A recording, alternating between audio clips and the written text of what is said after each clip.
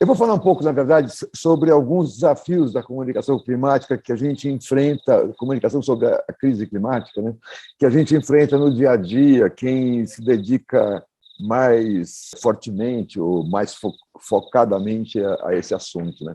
O primeiro, que eu acho que talvez seja um dos mais difíceis, é a questão de comunicar a urgência da crise climática, porque é uma crise no sentido em que, se a gente não agir agora, a gente, daqui a alguns anos, vai ter problemas seríssimos. Aí você pode perguntar, sim, mas então não é urgente, porque se é daqui a alguns anos... Não, mas acontece que, se eu não mudar o curso da história agora em relação a essa questão das emissões, da queima de petróleo, da queima de carvão, do desmatamento, etc., se eu não mudar o curso, essas tendências, né, eu vou me esborrachar ali na frente. Quer dizer, a urgência da mudança climática talvez possa ser entendida se eu fizer uma analogia com o capitão de um navio, né? De um grande navio. Você imagina, por exemplo, um enorme transatlântico ou um enorme navio graneleiro, está chegando no porto, ele não pode deixar para frear, como a gente freia um carro, né? Em cima da hora. Ele tem que desligar os motores e tentar ir freando o barco horas antes, né? Porque a inércia do movimento desse navio gigante é grande. Então, ele sabe que ele não consegue frear o navio de uma hora para outra, né? Então, ele vai ter que frear muito vagarosamente. É mais ou menos isso que a gente tem que fazer com a mudança climática. É como se a gente estivesse lá, o capitão do Titanic, sabendo que ia ter um iceberg enorme na frente, ele tem que manobrar o navio para não bater. Ele teria que ter tido manobrar o navio muito anteriormente para evitar aquela batida. Então, ele está na situação de urgência. Eu preciso mudar esse navio, esse curso do navio agora, né? Mesmo que ele vai bater daqui a 3 ou 4 horas lá na frente, eu preciso mudar esse curso agora. Então, é mais ou menos essa situação que a gente tem. E as pessoas não entendem muito isso, né? E também não, as pessoas em geral também vivem, e essa acho que aí é uma outra grande questão, vivem com muitas outras urgências, né? Principalmente os mais pobres, as pessoas mais com menor renda e tal. Por quê? Porque às vezes alguém está pensando na urgência de como é que você vai pagar o jantar, ou como é que você vai levar a comida para o jantar das crianças hoje à noite. Eu não sei como eu vou conseguir essa comida. Então, para essa pessoa, é muito mais urgente conseguir a comida para a família do que, claro, pensar na mudança climática. Para outros, é mais urgente se livrar da violência urbana, por exemplo, né? Então, comunidades pobres no Rio, em São Paulo, em Belém, estão sempre sofrendo um nível de violência, né, que não permite que você pense em outras situações. Então, a gente tem uma grande... Eu estou falando de extremos, né? Mas todos nós temos urgências para hoje, para amanhã, para depois de amanhã, para o mês que vem. Então, é muito complicado você falar de urgência quando você está precisando mexer com coisas que vão acontecer, se a gente não mexer agora, vão acontecer daqui a 10 anos, 15 anos, ou já estão acontecendo, mas em outro lugar, não no meu lugar, né? Então, esse é um tremendo desafio. A gente tem que estar pensando muito nisso para poder comunicar de uma maneira adequada e explicar para as pessoas que é urgente, sim, que é necessário fazer políticas públicas, modificar hábitos não, acho que é menos importante, mas modificar padrões de produção rápido, né? Então, esse, para mim, talvez o desafio mais intrínseco da questão da mudança climática, né? Fora isso, a gente tem outras questões. Um grande desafio é você vencer os interesses da indústria de combustíveis fósseis, né? Quer dizer, você imagina uma Shell, uma Exxon, uma British Petroleum, as big corporações de petróleo, né? O Big Oil, como é conhecido em inglês. Essas empresas, elas têm como principal interesse manter a lucratividade para os seus acionistas de curtíssimo prazo, né? Então, elas não estão pensando... na verdade, a tendência delas é tentar manter o status quo o máximo possível, porque é onde elas estão lucrando, né? E isso leva, na verdade, a que elas, às vezes, até invistam, né? Invistam na contrapropaganda, né? Invistam na tentativa de criar dúvida, por exemplo, né? Quem pensa muito em comunicação conhece alguns estratagemas antigos que surgiram há muitos anos atrás para criar a dúvida, né? Para criar aquela situação de negacionismo da ciência. A gente viu isso muito agora aqui no Brasil, né? Com um presidente que é negacionista e que da ciência e que se a gente for pegar desde o comecinho, ele dizia lá no começo da pandemia da Covid, é só uma gripezinha, né? Pessoas que têm perfil de atleta como eu não vão ter problema nenhum, e assim por diante, né? Então, a série de falácias e afirmações descabidas feitas pelo governo atual, pelo presidente e por muitos dos seus agentes, né, ela mostra uma tática que é empregada desde os anos 50, né, quando a indústria do cigarro começou a ter problemas, porque a ciência médica começou a associar o cigarro ao câncer, né? Naquele momento, né, a indústria do cigarro ela partiu para um investimento de marketing publicitário muito forte na direção de colocar a dúvida, né? Eles não diziam que não, eles não conseguem rebater a ciência e dizer não, não é verdade, né, o que a ciência está dizendo. Eles não fazem assim. Eles mostram outros pseudocientistas falando o contrário, financiam esses pseudocientistas para falar o contrário, fazem propagandas do tipo a indústria do cigarro fazia, um homem com jaleco branco, com um estetoscópio no pescoço, fumando um cigarro e dizendo qualquer coisa. Então, assim, eles faziam associações de imagem dos médicos com o próprio cigarro, né? E também mostravam ou financiavam institutos e cientistas, entre aspas, que se declaravam dizendo que não é verdade, pelo menos que a ciência tem certeza do lance da associação do cigarro com o câncer. Esse tipo de estratégia, que é muito bem comentada num livro que eu super recomendo para quem puder ler, que é o Mercadores da Dúvida, o Merchants of Doubt.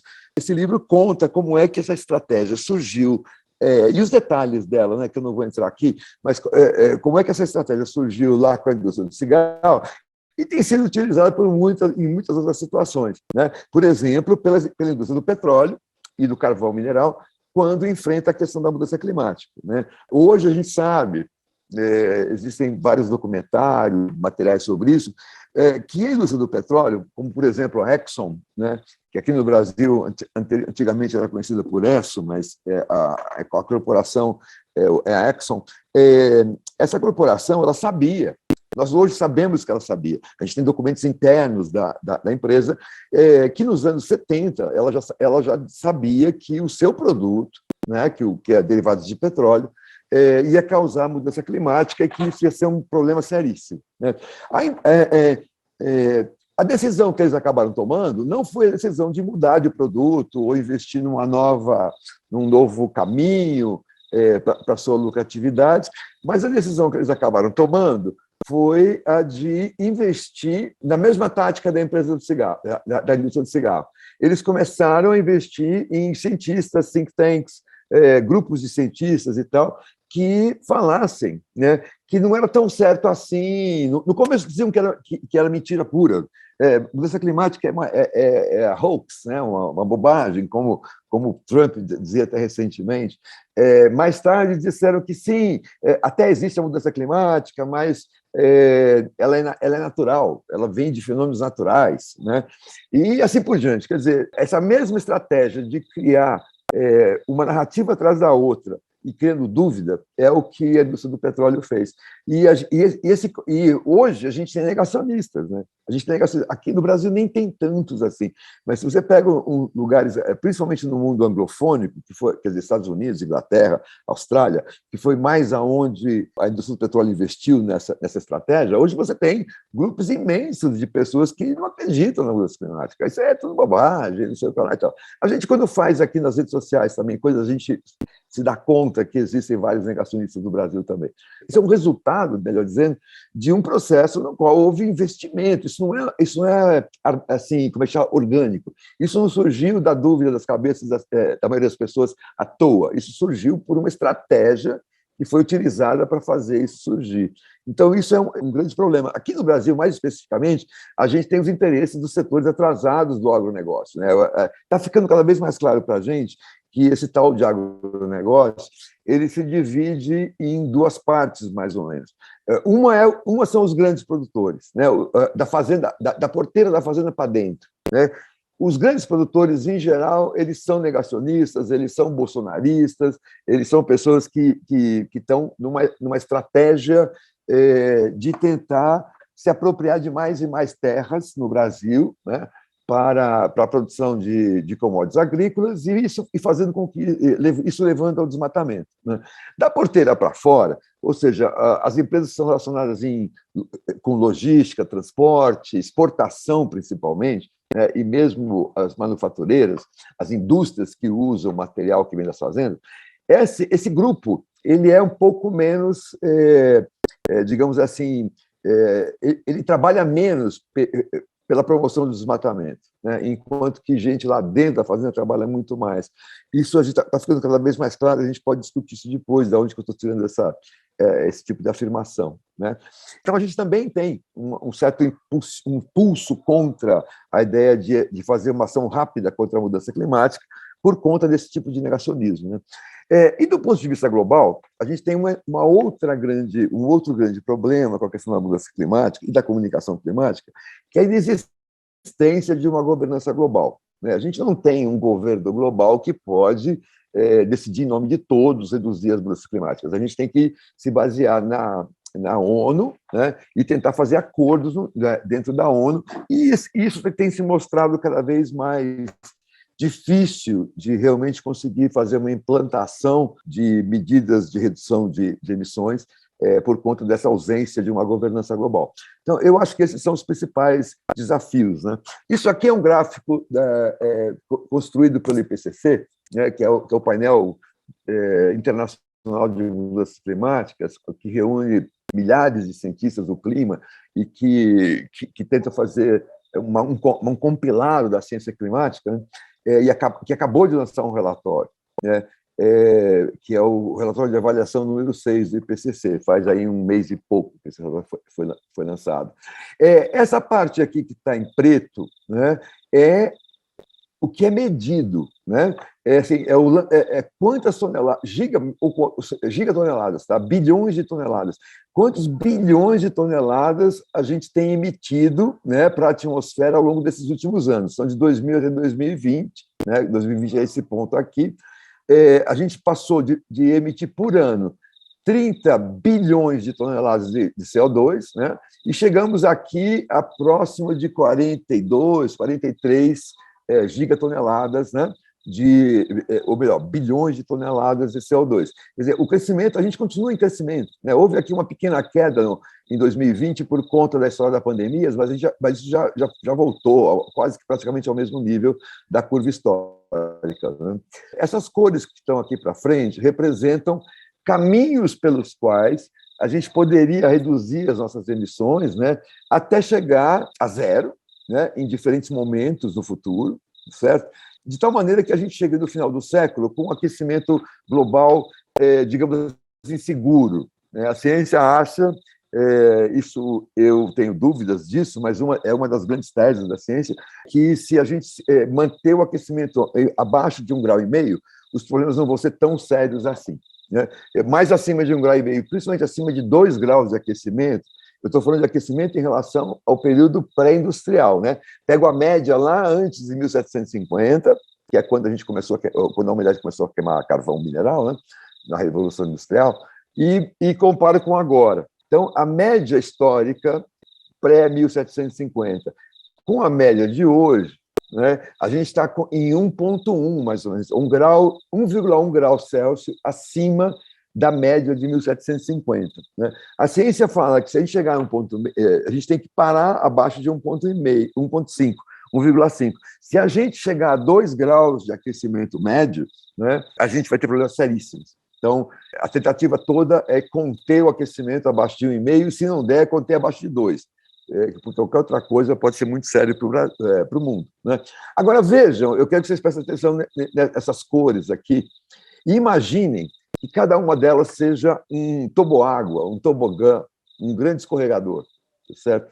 E aí eu quero que vocês se imaginem aqui nesse altinho, aqui em cima, pensando se vocês pulariam no vermelho, no azul, no preto e nesse amarelinho aqui. Eu quero chamar a atenção com isso para que as curvas de queda, de redução das emissões que a gente tem que fazer, são fortíssimas. Né? Elas são equivalentes a se fosse um tobogã, a gente talvez não se jogasse nisso, de tão vertical que é. Né? E é isso que a gente precisa fazer. Ou seja, a economia de todo mundo tem que se jogar num tobogã, por exemplo, nesse tobogã vermelho, certo? E chegar em 2080 com zero de redução, né?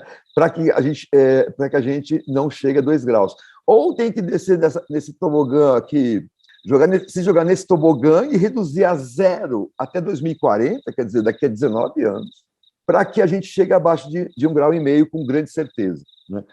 Que a gente tenha certeza que a gente não passe o aquecimento de 1,5 graus. Eu quero lembrar que o IPCC fez seu primeiro relatório em 1990, já lá se vão 31 anos. Né? Há 31 anos atrás, ele já avisava disso. Não com tanta certeza, não com tanta precisão, mas ele já avisava.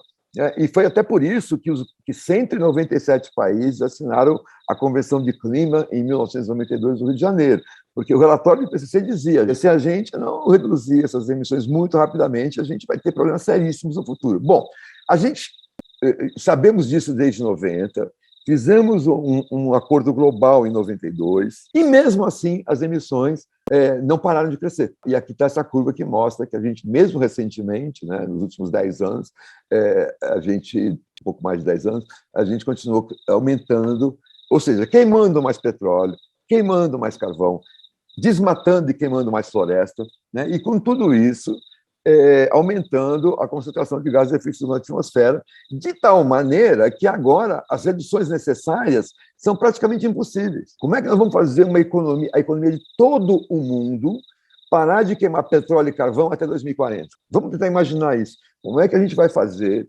para que todos os carros do mundo, todos os caminhões do mundo, por exemplo, não usem mais petróleo até 2040?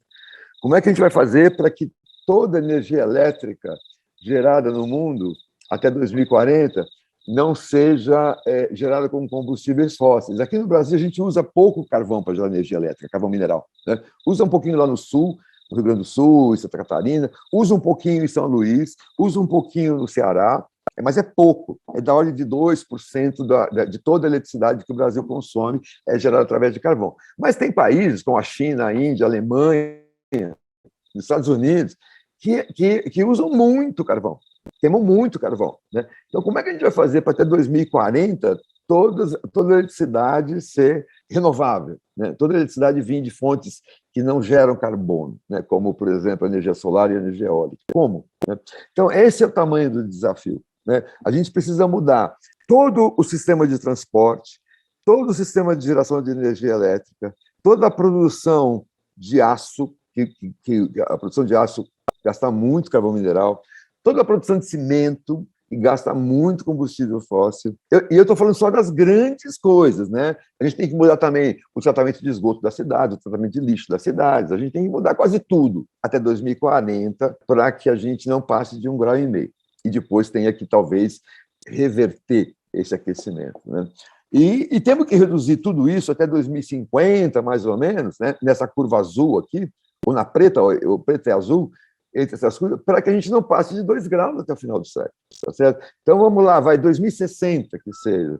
2060 são daqui a 40 anos, 39 anos. É possível? É possível. Tecnologia a gente já conhece, mas o nível de investimento e o nível de decisão política necessária em todos os países do mundo para que isso aconteça é muito alto. E sendo que a gente tem nos governos, teve até recentemente, por exemplo, o Trump, que negava tudo isso, e que trabalhou contrário a isso. A gente tem negacionistas como o Bolsonaro, e temos também países como a Arábia Saudita, Venezuela, né, países que dependem do petróleo para sobreviver. Então, como é que a Arábia Saudita pode ser um aliado no combate à mudança climática? Então, esses são os grandes desafios, a coisa é muito complicada e a gente precisa dar um jeito de reduzir essas emissões. Então, eu entrei um pouco aqui na ciência da história, que eu acredito que mais tarde o Alexandre vai falar bastante disso, para poder seguir falando dos nossos desafios de comunicação, né? E eu queria, então, pegar alguns pontos, né? Aqui, ainda sobre a questão do negacionismo climático, né? Aqui no Brasil, a gente tem duas pessoas que são reconhecidas como negacionistas, gente que trabalha para dizer que a mudança climática é uma bobagem, que a gente não devia se preocupar com ela, etc. E tal. Um deles é um meteorologista aposentado, que é o Luiz Carlos Molion. Não sei se vocês já ouviram falar dele, mas o pessoal do agronegócio costuma promover palestras dele Brasil afora, né? Principalmente no interior do Brasil, nas regiões produtoras da agricultura mais pesadas. Ele é muitas vezes patrocinado por empresas do agronegócio ou associadas ao agronegócio, como, por exemplo, fabricantes de trator, né?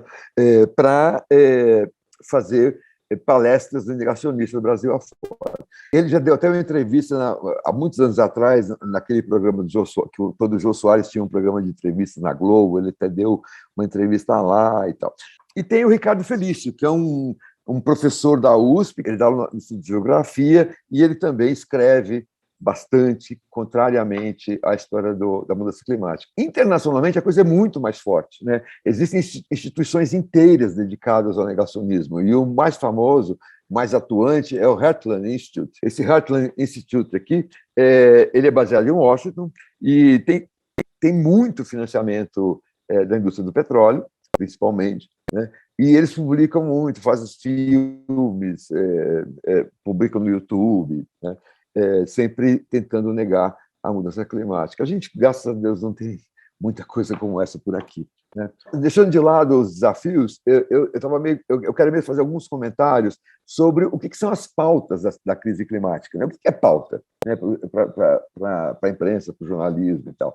Tem uma coisa que é muito relevante, que é a própria ciência, né, como pauta. Por exemplo, agora, há um mês e pouco atrás, como eu citei, o IPCC soltou um enorme relatório de avaliação da ciência climática mais recente. Eles comentam 20 mil papers, quer dizer, 20 mil trabalhos científicos publicados em revistas de renome, né, para fazer esse relatório. O relatório tem mais de 2.000 páginas, e é um relatório extremamente sintético, mesmo tendo 2.000 páginas, onde eles vão tentando resumir tudo o que se sabe sobre a questão climática. Quando esse relatório foi lançado, a gente teve uma cobertura enorme dele, né? Então, toda a imprensa internacional comentou, a gente teve matéria até no Jornal Nacional, quer dizer, até em televisão, né? E vários dos veículos de imprensa brasileiros também comentaram. Então, eu acho que isso é uma pauta importante, né?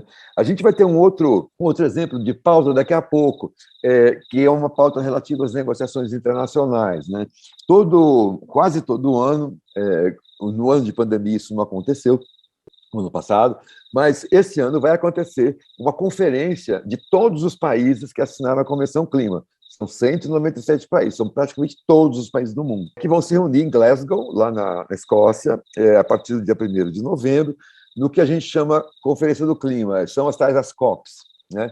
COP é uma sigla em inglês que fala de Conferência das Partes. Partes aqui são países, né, que assinaram a Convenção Clima. Esses países, essa conferência de 2026 é extremamente importante porque ela está com uma missão de aumentar a ambição dos países, ou seja, aumentar as promessas e as ações que os países estão fazendo para a redução de gases de efeito estufa. Porque se avaliou recentemente que as promessas feitas até agora no âmbito do Acordo de Paris, se forem totalmente implementadas pelos países, coisa que a gente não sabe se vão ser, mas se elas forem totalmente implementadas, a gente chegaria no final do século com um aquecimento da ordem de 4 graus Celsius. Então, sendo, portanto, 2 vezes maior do que o que já a ciência já disse que é perigoso, que é os 2 graus, né? Então, o que isso significa para a gente? Eu vou dar só um exemplo que o Paulo Artacho, que é um físico brasileiro muito importante nessa área, sempre comenta. Quando a gente fala que, por exemplo, nós estamos dizendo hoje que nosso aquecimento medido na Terra hoje em relação a 1950 é de 1 grau e um pouquinho, 1,1 grau, né? Hoje, 2021. O que isso significa para cada lugar da Terra, né? Esse aquecimento ele não se distribui igualmente no planeta inteiro. Tem lugares que se esquentam mais, lugares que esquentam menos, né? Então, a superfície dos oceanos, por exemplo, por conta que a água precisa de muita energia para esquentar, né? O aquecimento médio na superfície dos oceanos é da ordem de 0,8 graus, não chegou ainda em 1. Mas o aquecimento em terra é muito maior. Então, por exemplo, o Paulo Atacho fala que o aquecimento médio sobre a Amazônia, né, sobre a Amazônia, já está mais ou menos na ordem de 2,5 graus. Né? Então, se a gente pega, por exemplo, o que isso significa? Menos chuvas em alguns locais, né? Por exemplo, já tem uma medição relevante da redução de chuvas na região de Santarém, por exemplo, já é documentado isso cientificamente. Mais chuvas mais fortes em outro lugar, que é o que a gente está vendo recentemente na região da Bacia do Rio Negro, né? Todo ano a gente tem batido recordes de aumento de cheias no Porto de Manaus. Então, o Rio Negro tem recebido cada vez mais chuvas. E uma série de outras questões. Assim, e também o número de noites que tem mínimas elevadas, são aspectos desse tipo que a gente vai, como um sapo, né, como dizem que o sapo fica na água quente, a água vai esquentando, ele não percebe, a gente, até morrer, a gente também está vivendo uma situação como essa. A gente é estranho, está um pouco diferente e tal, mas a alteração já é real. Então, outro tipo de pauta, os impactos da crise climática. Né? A gente tem visto, por exemplo, aumento de furacões na região do Caribe, aumento da frequência de furacões e da força desses furacões na região do Caribe. Isso é um tipo de impacto bastante já visto e medido. Né? No sul do Brasil, a gente tem um outro tipo de impacto na região de Santa Catarina, que são, não sei se vocês já ouviram falar, que são ciclones bomba. Né? Uns ciclones que têm acontecido, que têm levantado o telhado de tudo quanto é casa, virado trem, virado caminhão. É uma coisa muito impressionante a ventania que acontece quando tem um ciclone desse naquela região. Como eu falei, já temos reduções mensuráveis, medidas, né? Já medidas na região de Santarém de redução. E a gente tem uma série de resultados, já que a ciência mostra para a Amazônia. A gente podia até fazer uma coleção disso algum dia e mandar para vocês.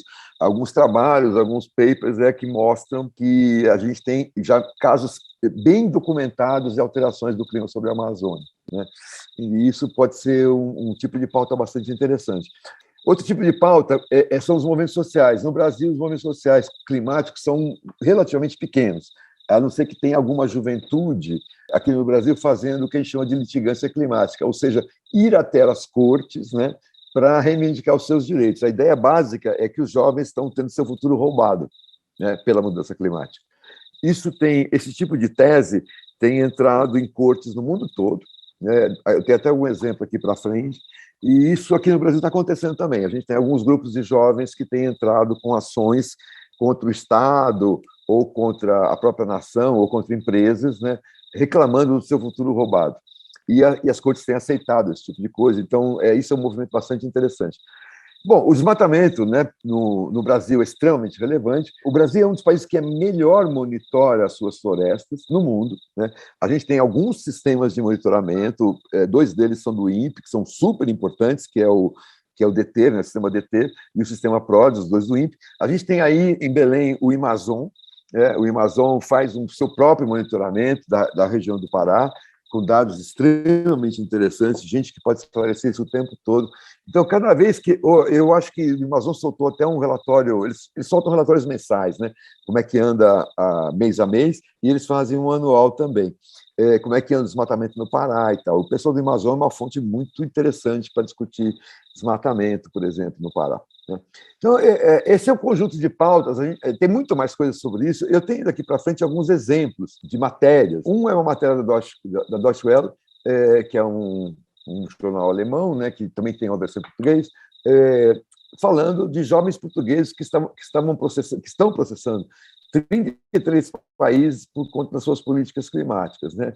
Então, é um grupo de jovens portugueses que tem idades entre 8 anos e 21 anos, pede ao Tribunal Europeu dos Direitos Humanos que responsabilize nações industrializadas por não reduzirem as emissões que causam o aquecimento global. Eles querem a responsabilização dos países porque os países estão roubando o seu futuro, né? Aqui do lado direito é uma matéria brasileira aqui do G1, falando de uma ação movida por um grupo de jovens que chama Engajamundo. Esse grupo de jovens, eles entraram com uma ação popular na Justiça Federal em São Paulo, mas é a Justiça Federal, né? E eles estão processando a União, o governo brasileiro, né? Pelo que eles chamam de pedalada climática, que aconteceu agora no ano passado, quando o Salles, que era ministro do Meio Ambiente na época, anunciou uma nova promessa para Paris, né? Que deveria ser uma promessa maior do que a do passado, né, de reduzir mais suas emissões, mas, na verdade, tinha feito lá uma pedalada e tinha aberto espaço para aumentar as emissões. Isso foi denunciado por muitos cientistas e técnicos do setor. Os jovens pegaram esse material e entraram também na justiça contra o Estado por ter feito esse tipo de coisa. Então, eu acredito que esse tipo de movimento dos jovens é uma das coisas mais bonitas que a gente está vendo e que pode ter alguns resultados bastante interessantes no futuro.